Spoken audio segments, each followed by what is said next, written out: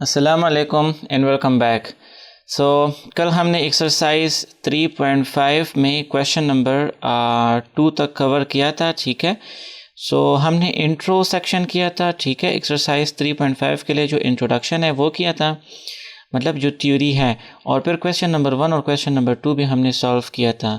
And so today in this exercise 3.5 we are going to solve question number 3, right. तो आप अपने पास book रखें, ठीक है। उसके अलावा अपने पास एक नोटबुक रखें और पेन भी रखें और मेरे साथ सॉल्व करते जाए, ठीक है। एंड सो देखिए, अगर आप नए हैं तो आपको पता होना चाहिए कि हम मैथ 11 केपी के सिलेबस जो है वो सॉल्व कर रहे हैं।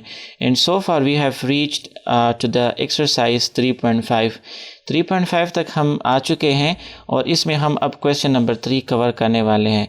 And so let's just do it. Well, so question number 3 says that for the vectors a is equal to this vector, b is equal to this one, and c is equal to this one, verify that a dot b cross c equals to b dot c cross equals to c dot a cross b, but a dot b cross c equals to minus c cross b dot a।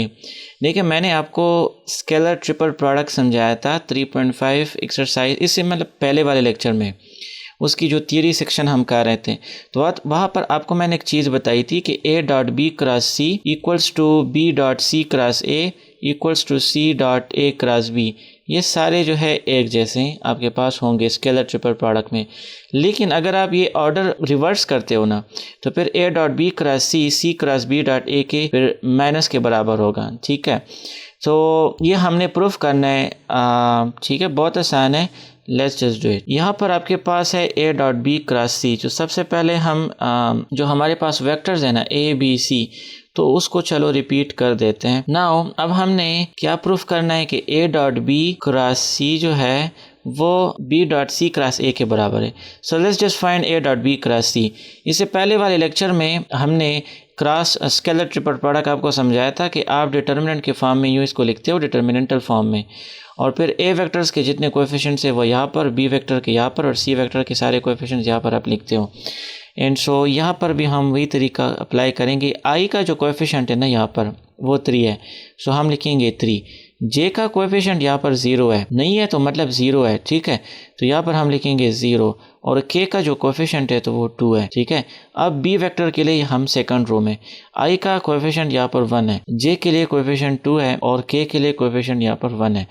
c vector की बात कर ले third row, तो यहाँ पर i का जो coefficient है ना ये j है, i का जो कोएफिशिएंट है तो वो 0 है, और j के लिए कोएफिशिएंट फिर यहाँ पर -1 है, ठीक है, और k के लिए कोएफिशिएंट 4 है। तो एक काम करते हैं, इसको एक्सपेंड करते हैं। यहाँ पर हम लिखेंगे कि आप एक काम कर लो, इसको expand with respect to r1। Row first से इसको हम एक्सपेंड करते हैं, ठीक है। सो अगर आपको ये डिटर्मिनेंट का नहीं पता तो इसका मतलब है कि आपको सेकंड यूनिट का नहीं पता है, तो वहाँ पर हमने ये डिटर्मिनेंट आपको समझाया था। सो आप लिखते हो first vector minor of coefficients are 2 1 -4 -1 4, so 2 4s are 8, in minus minus is plus, minus formula के अंदर माइनस ये 1 1s are 1, फिर आप लगाते हो 0। सो 0 के साथ मतलब सेकंड एलिमेंट जो होता है उसके साथ आप माइनस लगाते हो। तो 0 के लिए जब आप माइनर ऑफ कोएफिशिएंट एक्सपेंड करते हो तो 0 multiply by the minor of coefficient is 0, और फिर यहाँ पर प्लस थर्ड कोएफिशिएंट, इसके लिए माइनर ऑफ कोएफिशिएंट्स ये 4 बनेंगे।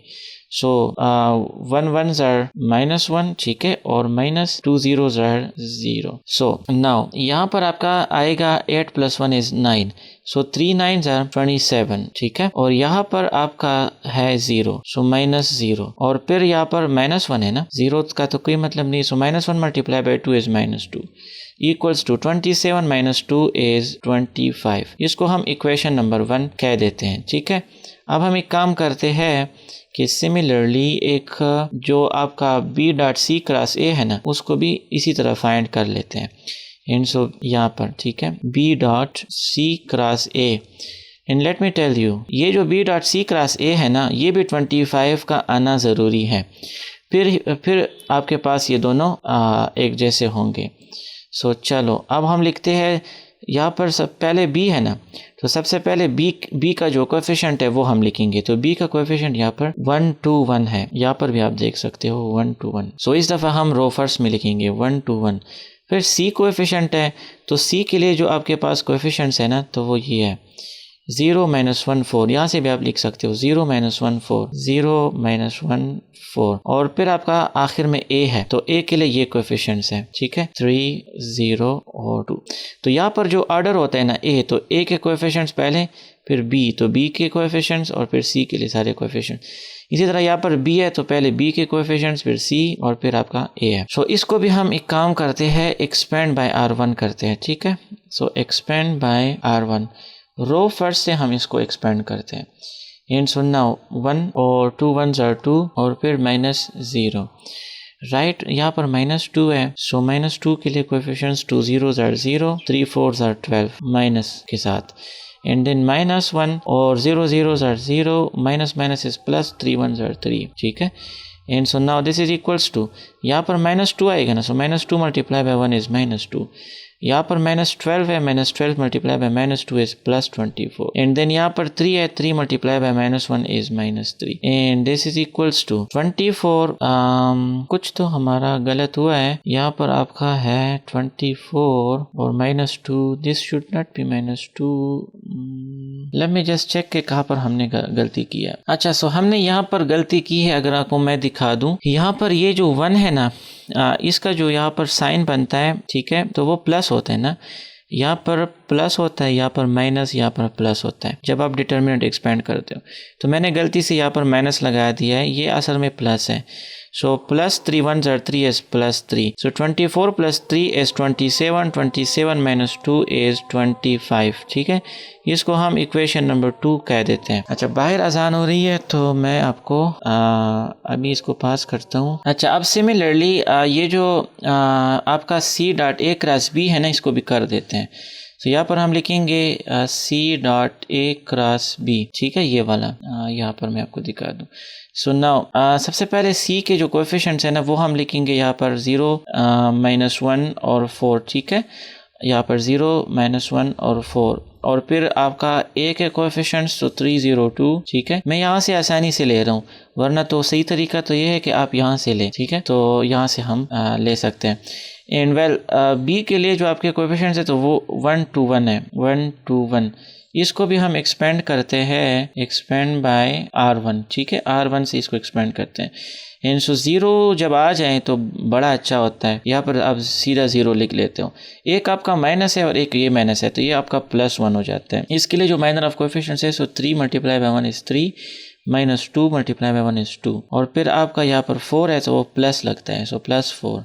यहाँ पर हमने गलती की थी, मैंने माइनस लगाया था। एंड सो 2 3s are 6 और -1 0s are 0।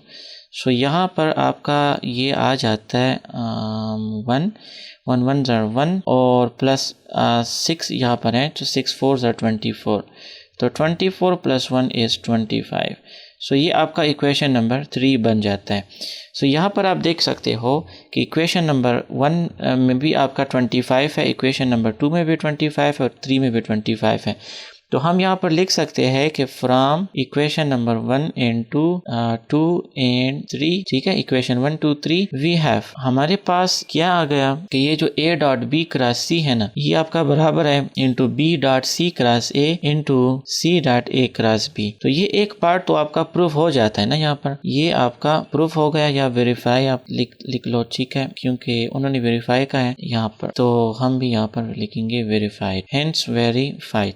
अब इसके बाद जो उन्होंने पूछा है, तो वो है कि आप A.B क्रॉस C जो है उसको आप फाइंड कर लो, तो वो -C क्रॉस B.A के बराबर होगा, ठीक है।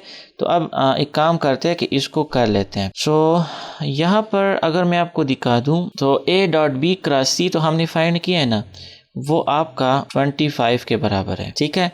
तो अगर आप माइंड ना करो तो ये मैं इरेज कर सकता हूँ, ठीक है, थोड़ा सा मैं इसको इरेज कर लूँ अपने लिए, और यहाँ पर जो दूसरा पार्ट है ना, मैं उसको कर देता हूँ, ठीक है। वेल, सो अब यहाँ पर हम लिखेंगे कि आपका जो a dot b cross c है ना, now a dot b cross c उन्होंने कहा है कि आप उसको फाइंड कर लो, तो वो हमने ऑलरेडी फाइंड किया है विच इज 25। तो हम यहाँ पर लिख लेंगे 25 और इसको मैं कह देता हूँ, यहाँ पर ऑलरेडी इक्वेशन नंबर 1 हमने इसको कहा है, लेकिन अगर आप इसको इक्वेशन नंबर 4 का भी नाम दो तो कोई फर्क नहीं पड़ेगा। और फिर उसके बाद हमने क्या करना है कि ये जो आपका सी क्रॉस बी डॉट ए है ना, सी क्रॉस बी डॉट ए, तो इसको हम फाइंड करते हैं, ठीक है। और इसको हम फाइंड कर लेंगे तो वो आपका किस चीज के बराबर होगा, -25 के आएगा। एनीवे मैं आपको दिखा दूं, सी के सारे कोएफिशिएंट्स यहाँ पर मौजूद हैं। सबसे पहले सी है ना, तो सी के कोएफिशिएंट 0 -1 4, 0 -1 4। फिर बी के सारे कोएफिशिएंट्स यहाँ पर मौजूद हैं 1 to 1, ठीक है। और फिर ए के कोएफिशिएंट्स यहाँ पर सारे मौजूद हैं 3 0 2। काम करते हैं कि इसको बाय R1 रो फर्स्ट से इसको एक्सपेंड करते हैं, ठीक है। तो हम यहाँ पर करेंगे 0 के लिए कोई आप माइनर ऑफ एलिमेंट्स ना लिखो क्योंकि वो 0 हो जाते हैं वैसे भी। यहाँ पर -1 है और माइनस फार्मूला के अंदर, सो +1 minor of elements 2 1s are 2, 3 1s are 3 minus लगा के, एंड देन यहाँ पर +4 है, ठीक है, प्लस माइनस प्लस, सो +4 और माइनर ऑफ एलिमेंट्स ये बनेंगे 0 1s are 0, -2 3s are 6। यहाँ पर आपका ये आएगा -1 मल्टीप्लाई बाय 1 इज -1, यहाँ पर -6 है ना, सो -6 मल्टीप्लाई बाय 4 इज -24। तो ये आपका आ गया -25। इसको मैं इक्वेशन नंबर 5 का नाम दे देता हूँ। अब यहाँ पर मैं लिखूंगा कि now from equation number 4 and 5 आपका जो a dot b cross c है ना, ए डॉट बी क्रॉस सी, तो वो माइनस आपका सी क्रॉस बी डॉट ए के बराबर आ गया, सी क्रॉस बी डॉट ए। देखिए ए क्रॉस बी डॉट सी तो +25 है ना, सी क्रॉस बी डॉट ए जो हमने फाइंड किया तो वो -25 आ गया। इसका मतलब है कि ये इसके बराबर है, लेकिन अगर हम c dot b cross a के साथ माइनस लगा ले तो यहाँ पर माइनस लग गया, एंड ये भी हमारे प्रूफ हो जाता है, ठीक है। तो हम यहाँ पर लिखेंगे हेंस वेरीफाइड, ठीक है। सो यहाँ पर आपका क्वेश्चन नंबर जो है क्वेश्चन नंबर 3 वो हमारा यहाँ पर कवर हो जाता है, ठीक है। इसमें कोई भी क्वेश्चन है आप हमें पूछ सकते हो कमेंट सेक्शन में। And so without wasting time let's just move on to the next question which is question number 4। Well so exercise 3.5 यहाँ पर आपका मौजूद है, ठीक है। इसमें हमने क्वेश्चन नंबर 1 और 2 कल कवर किया था, और इसके लिए जो आपका इंट्रोडक्शन था ये सारा ऊपर जितना भी है तो वो हमने किया था, ठीक है। और आज हमने कवर कर लिया क्वेश्चन नंबर 3, ये भी हमारा कवर हो जाता है आज।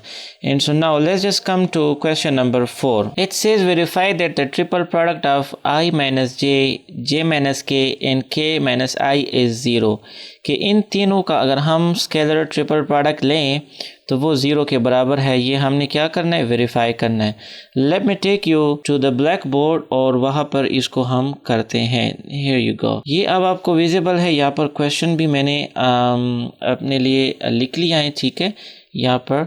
एंड सो सबसे पहले हम एक काम करेंगे कि सपोज कर लेंगे कि ये जो आपका i माइनस जे है ये a के बराबर है, j माइनस के b के बराबर है, और k माइनस आई जो है वो c के बराबर है। So let me do it. Let a vector equals to i minus j, और आपका चूंकि यहाँ पर k मौजूद नहीं है ना, तो k की जगह हम यहाँ पर लिख सकते हैं +0 k, ठीक है, लिख सकते हैं ना। और फिर हम यहाँ पर लिखेंगे let b vector equals to j minus k. तो यहाँ पर आपका कौन सा मिसिंग है, अब i में मिसिंग है, सो 0i प्लस j और माइनस के हम लिख सकते हैं ना, कोई इशू तो नहीं है। फिर हम c जो है उसको भी कंसिडर करते हैं कि k माइनस आई है, तो यहाँ पर i तो मौजूद है, माइनस आई है, तो अगर आप चाहें तो माइनस आई आप पहले लिख सकते हो, क्योंकि i लोग पहले लिखते हैं फिर j और k बाद में लिखते हैं। This is the rules. So आपका यहाँ पर k है ना, तो इसका मतलब है कि j यहाँ पर 0 है, सो हम यहाँ पर लिख सकते हैं 0j, और फिर आपका k जो है वो मौजूद है,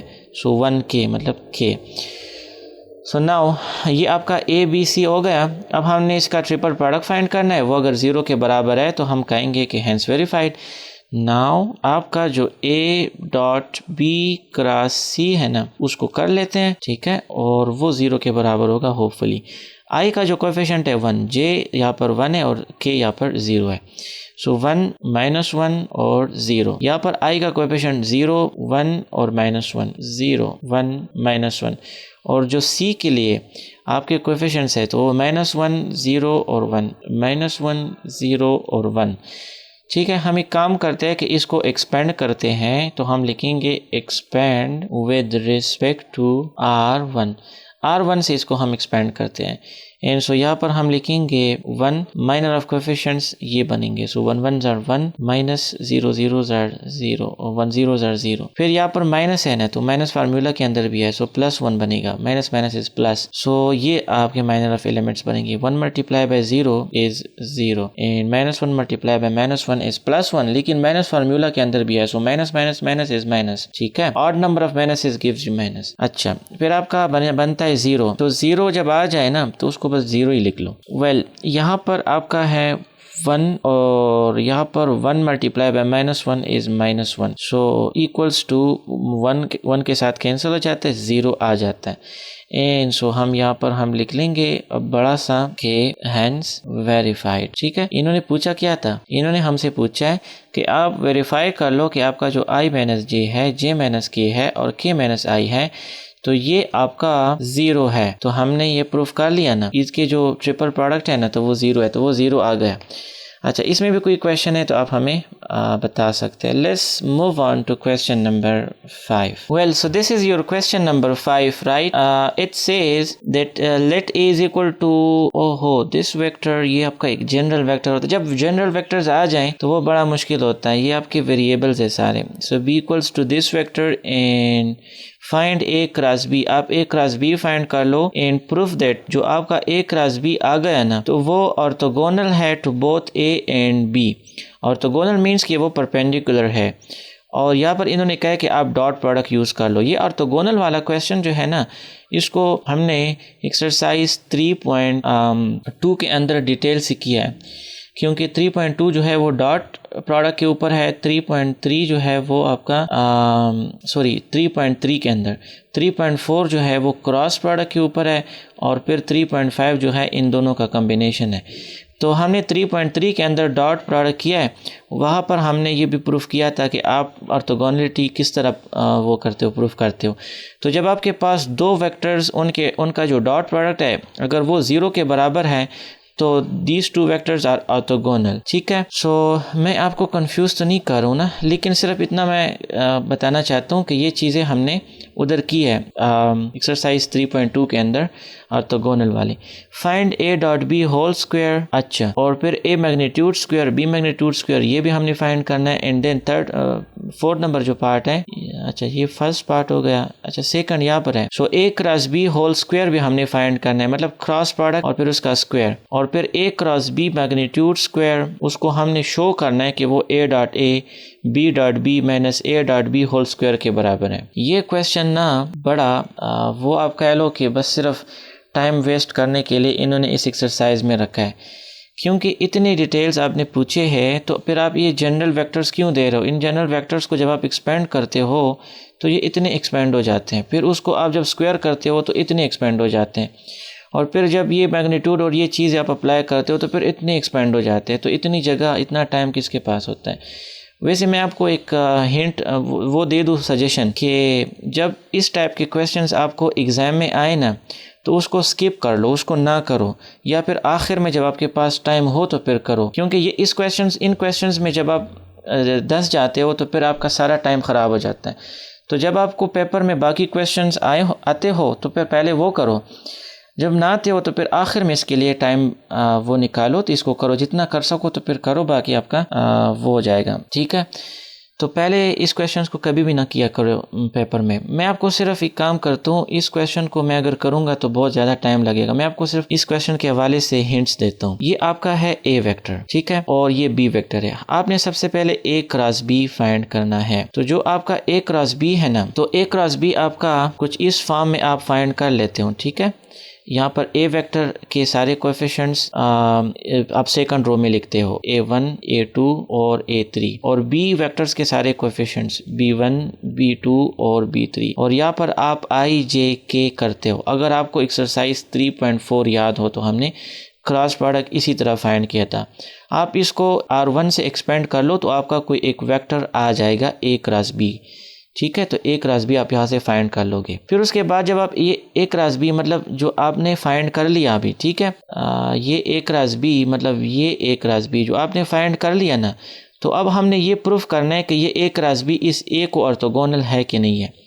तो इसको प्रूफ करने के लिए आप क्या करते हो कि आप ए क्रॉस बी जो है इसका आप डॉट प्रोडक्ट लेते हो किसके साथ, ए वेक्टर के साथ। तो डॉट प्रोडक्ट में आपको पता है एक आपका ए क्रॉस बी वेक्टर आएगा, फिर डॉट एक आपका ए वेक्टर आएगा। सो ए क्रॉस बी वेक्टर, ठीक है, डॉट ए वेक्टर। इन दोनों में जो आई और जे और के कोएफिशिएंट्स है ना, यहाँ पर भी आई जे और के को सिर्फ वो आपके पास मल्टीप्लाई होंगे और बीच में आप प्लस प्लस लगा लिया करो, ठीक है। डॉट प्रोडक्ट तो आपको याद होगा ना 3.3। डॉट प्रोडक्ट में आप ये तरीका अप्लाई नहीं करते हो, बल्कि आप आई जे और के कोएफिशिएंट सिर्फ मल्टीप्लाई करते हो, उनको फिर बाद में ऐड करते हो। तो वो अगर आपका 0 के बराबर है तो आप लिखेंगे कि 10 आपका जो ए क्रॉस बी है is orthogonal to A vector, ठीक है। आई होप कि आपको समझ आ रही होंगी क्योंकि आप एक काबिल स्टूडेंट हैं। फिर उसके बाद ए क्रॉस बी जो है उसका आप डॉट प्रोडक्ट फाइंड करते हो किसके साथ, अब इस दफ़ा आप इस b के साथ फाइंड करते हो, ठीक है। तो जब आप b के साथ कर लेते हो तो वो भी आपका 0 आएगा। तो फिर आप लिखेंगे कि 10 a cross b is orthogonal to b vector as well. तो आपका ये पार्ट नंबर फर्स्ट जो है ये यहाँ पर ख़त्म हो जाता है, ठीक है, और ये प्रूफ होता है। अगर फिर भी आप इसको प्रॉब्लम होंगी ना आपको, तो फिर मैं किसी दूसरी वीडियो के अंदर, लेकिन इसके अंदर होपफुली इतनी यकीनन मैं इसको नहीं करूँगा क्योंकि बहुत ज़्यादा टाइम लगेगा इसको करने में। अच्छा, फिर सेकंड क्वेश्चन कह रहा है कि आप ए क्रॉस बी फाइंड कर लो और फिर उसका स्क्वायर। तो ए क्रॉस बी जो आपने यहाँ पर फाइंड किया है ना, इसका आप यहाँ पर स्क्वायर ले लो। कोई एक वेक्टर आएगा ना तो उसको आप स्क्वायर कर लो तो आपका a cross B whole square आ जाएगा। फिर ये भी आपका कवर हो जाता है। तो फिर आपका है part number third. It says A dot B find कर लो, A square A magnitude square find कर लो, बी मैग्नीट्यूड स्क्वायर फाइंड कर लो। तो अच्छा, ए डॉट बी आप फाइंड कर लो, ठीक है, और फिर उसका आप स्क्वायर ले लो। ए डॉट बी कोई ए वेक्टर होगा, फिर डॉट बी वेक्टर होगा, आई जे के, यहाँ पर भी आई जे के मल्टीप्लाई करके एक वेक्टर आ जाएगा। उस वेक्टर का फिर आप एक काम कर लो कि इसको आप स्क्वायर कर लो, ठीक है। जो वेक्टर आ जाए ना उसको स्क्वायर कर लो तो फिर आपका आंसर आ जाता है। वेल, ये भी बहुत ज़्यादा आसान है। सो ये भी आपका हो जाता है। फिर आपका है ए मैग्नीट्यूड स्क्वायर। तो ए मैग्नीट्यूड स्क्वायर आप किस तरह फाइंड करते हो, जो आपका ए वेक्टर है ना उसका आप आई कंपोनेंट स्क्वायर करते हो प्लस जे कंपोनेंट स्क्वायर करते हो प्लस के कंपोनेंट स्क्वायर करते हो, तो मैग्नीट्यूड यहाँ से आ जाता है, ठीक है। और फिर जब आप उसको स्क्वायर कर लो ना तो ये इसके साथ कैंसिल हो जाता है। तो फिर कोई एक ख़ास नंबर आपका आएगा, एक नंबर जो आपका ए मैग्नीट्यूड स्क्वायर होगा। एंड सिमिलरली आपका बी मैग्नीट्यूड स्क्वायर भी एक ख़ास नंबर इसी तरह आएगा। ये भी बहुत ज़्यादा आसान है। तो ये भी हो जाता है। आपका लास्ट में जो ए क्रॉस बी है ना, यहाँ पर जो आपने ए क्रॉस बी फाइंड किया है, ए क्रॉस बी यहाँ से इसका आप मैग्नीट्यूड फाइंड कर लो, ठीक है, और फिर उस मैग्नीट्यूड को आप स्क्वायर भी कर लो। तो फिर मतलब ये अंडर रूट इसके साथ ख़त्म हो जाएगा। तो आपका a cross b magnitude square find हो जाएगा। और वो जब हो जाए तो उसको इक्वेशन 1 कह लो। फिर उसके बाद आपका यहाँ पर जो ए डॉट ए है ना, ए डॉट ए हमने यहाँ पर कहीं पर फाइंड किया भी है, अच्छा नहीं किया। सो ए डॉट ए जब आप फाइंड करते हो तो आपका कोई एक वेक्टर आएगा, ठीक है, और फिर आपका जो बी डॉट बी है ना वो भी आपका कोई एक वेक्टर आएगा, और फिर माइनस ए डॉट बी जो है उसको आप स्क्वायर कर लो। ए डॉट बी यहाँ पर जो आपने फाइंड किया है ए डॉट बी उसको आपने स्क्वायर भी यहाँ पर किया है। तो ये आपका जो आंसर आया है ना तो वो यहाँ पर लिख लो, ठीक है। और फिर इन दोनों से ये माइनस कर लो, ठीक है, मतलब ए डॉट ए जो है और आपका फिर बी डॉट बी जो है, इन दोनों से आप ये ए डॉट बी का जो स्क्वायर है ना वो आप माइनस कर लो और उसको इक्वेशन नंबर 2 कह लो। तो ये इक्वेशन नंबर 1 और 2 जो है वो एक जैसे होंगे। तो आप यहाँ पर लिखेंगे कि हेंस शोड, ठीक है। This is the whole plan. मैंने आपको प्लान बता दिया, ठीक है। आप इसी तरह ये सारा कुछ कर लो तो इंशाल्लाह आपका ये सारे क्वेश्चन जो है वो वेरीफाई होंगे। मैं इसलिए नहीं करूँगा क्योंकि ये बहुत ज़्यादा टाइम लेगा, बहुत ज़्यादा टाइम। तो आप इसको इसी तरह कर सकते हो। एनीवे फिर भी इसमें आपको मसले होंगे तो आप हमें बता सकते हैं, हम आपके लिए इस पे एक अलग वीडियो ज़रूर बनाएंगे। Now I think we have to move on to the question number 6, ठीक है। अब क्वेश्चन नंबर 6 पे चलते हैं और 7, 8 और 9 उसको भी कर लेते हैं। सो क्वेश्चन नंबर 5 को क्रश करने के बाद अब पेश खिदमत है question number 6। And it says do the points these points lie in a plane। ये कह रहा है कि आप हमसे पूछ रहे हैं कि क्या ये पॉइंट्स जो हैं एक ही प्लेन के ऊपर लाई करते हैं, कि ये एक ही लाइन के ऊपर लाई करते हैं। Are these coplanar lines? तो इसको अब हमने प्रूफ करना है। So let me take you on to the black board और वहाँ पर इसको वो करते हैं, प्रूफ करते हैं। सो यहाँ पर आप देख सकते हैं कि क्वेश्चन यहाँ पर मौजूद है पहले से, ठीक है। यहाँ पर ये जो हमारे पास पॉइंट्स हैं ना, ये कोप्लेनर कब होंगे? अगर आपने इससे पहले वाला लेक्चर अटेंड किया है तो वहाँ पर मैंने आपको समझाया था कि अगर आपके पास जो स्केलर ट्रिपल प्रोडक्ट है ना, अगर वो 0 के बराबर है तो इसका मतलब है कि ये 3 वेक्टर्स जो हैं आपका एक ही प्लेन के ऊपर लाई करते हैं, ठीक है। तो इसके जो हमारे पास ये पॉइंट्स है ना, इसमें से हम 3 वेक्टर्स लेते हैं और उन 3 वेक्टर्स को हम उसकी स्केलर ट्रिपल प्रोडक्ट लेंगे। अगर वो 0 के बराबर आती है तो उसका मतलब है कि ये हमारे पास वो है, कोप्लेनर लाइंस है। सो लेट ये जो हमारे पास पॉइंट्स है ना, इसको मैं नाम देता हूँ। Let A is equal to 4 - 2 1, ये हमारे पास ए पॉइंट हो गया। और फिर हमारा जो दूसरा पॉइंट है B, let's call it B 5 1 6, और फिर हमारा सी पॉइंट है 2 2 - 5, सो 2 2 - 5, और फिर उसके बाद हमारा है डी पॉइंट रहता है जो कि 350 है, 350। ये हमारे 4 पॉइंट्स हो गए, ठीक है। लेट्स से कि ये एक लाइन है, इसके ऊपर हमारे पास 4 पॉइंट्स है, 1 2 3 4। सो इसको अगर मैं ए कह लूँ, this is B and this is C, और फिर ये हमारा डी है। सो अब हमने ये प्रूफ करना है कि हमारा ये पॉइंट्स जो है एक लाइन के ऊपर लाई करते हैं कि नहीं। तो वहाँ पर हमने जो किया था इंट्रो में, तो वो था कि हमारे पास 3 वेक्टर्स अगर है तो उसकी अगर स्केलर ट्रिपल प्रोडक्ट 0 है तो वो हमारे पास कोप्लेनर है। तो इन 4 पॉइंट्स में से हम 3 वेक्टर्स बनाते हैं। लेट्स कॉल ये जो हमारा एक वेक्टर यहाँ से यहाँ तक हो गया ए बी, ठीक है, उसको मैं ए वेक्टर कह देता हूँ। फिर हमारा है यहाँ से यहाँ तक बी सी, तो बी सी वेक्टर को मैं बी वेक्टर कहता हूँ। और फिर हमारा यहाँ से यहाँ तक है सी डी वेक्टर को मैं सी वेक्टर कहता हूँ। तो ये ए बी और सी के फिर हम स्केलर ट्रिपल प्रोडक्ट लेंगे, ठीक है। अब यहाँ पर मैं क्या कहता हूँ कि नाउ लेट जो हमारा ए वेक्टर है, so let it be A B vector, ठीक है। तो ये हमारा ए बी वेक्टर है। तो अगर ये हमारा ए बी वेक्टर है तो यहाँ पर जो 3 पॉइंट्स है और यहाँ पर जो 3 पॉइंट्स है, इन 3 पॉइंट्स में से मैं ये माइनस कर लूंगा ना, आई में से आई, जे में से जे और के में से के, तो हमारा ये ए बी वेक्टर आ जाता है। लेट मी रिमाइंड यू 3.1 और इस चैप्टर के हमारा जो वो था इंट्रो था, तो वहाँ पर मैंने आपको बताया था कि अगर आपके पास ए बी वेक्टर है, so this is the same as O B minus O A. I mean कि A B can be found out as position vectors of O B minus O A. तो अगर ए बी आपका अगर O B और ओ ए हमारा given है, जिस तरह ये ओ ए और ओ बी गिवन है, तो ओ बी में से ओ ए माइनस करके हमारा ए बी आ जाएगा, ठीक है। तो इसका मतलब है कि 5 - 4, ठीक है, ये हमारा i कंपोनेंट होगा। फिर 1 माइनस इंटू -2, तो 1 माइनस इंटू -2 हमारा j कंपोनेंट होगा। एंड देन 6 - 1 हमारा k कंपोनेंट होगा, ठीक है। अब इसको सिंप्लीफाई करते हैं। सो 5 - 4 इज 1, कमा 1 माइनस इंटू माइनस, तो माइनस माइनस प्लस बनेगा। सो 1 + 2 आपका 3 आता है। And then 6 - 1 is 5। सो 135 हमारा क्या बन गया, ये ए वेक्टर बन गया, ठीक है। नाउ सिमिलरली जो आपका बी वेक्टर है ना, तो उसको मैं कह देता हूँ बी सी वेक्टर, ठीक है। यहाँ से मैंने आपको कहा कि बी सी वेक्टर है। सो बी सी वेक्टर, तो अब सी में से हमने बी माइनस करना है। सी 2 - 5, आई में से आई 2 - 5, ठीक है। एंड देन कमा 2 - 1, और फिर आपका है -5 - 6, -5 - 6, right. So now this is equals to 2 - 5 आपका हमें देगा -3, 2 - 1 हमें 1 देगा, और फिर -5 - 6 हमें -11 देगा। तो ये हमारा बी वेक्टर हो गया।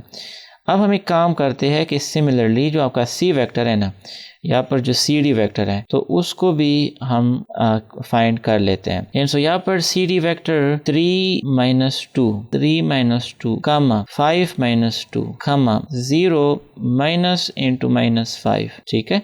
यहाँ पर ऑलरेडी -5 है और एक माइनस यहाँ पर आ गया।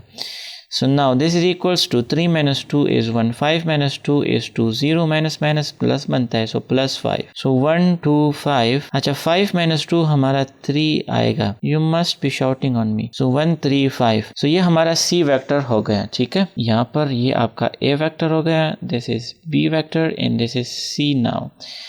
अब बहुत आसान हो गया ना. अब हमने क्या करना है कि नाउ जो आपका वो है क्रॉस प्रोडक्ट है ना, तो हम वो कर लेंगे. ठीक है, सो क्रॉस प्रोडक्ट आपका A dot B cross C हम कर लेंगे. अगर वो 0 के बराबर है तो बहुत अच्छा, अदरवाइज नॉट अच्छा.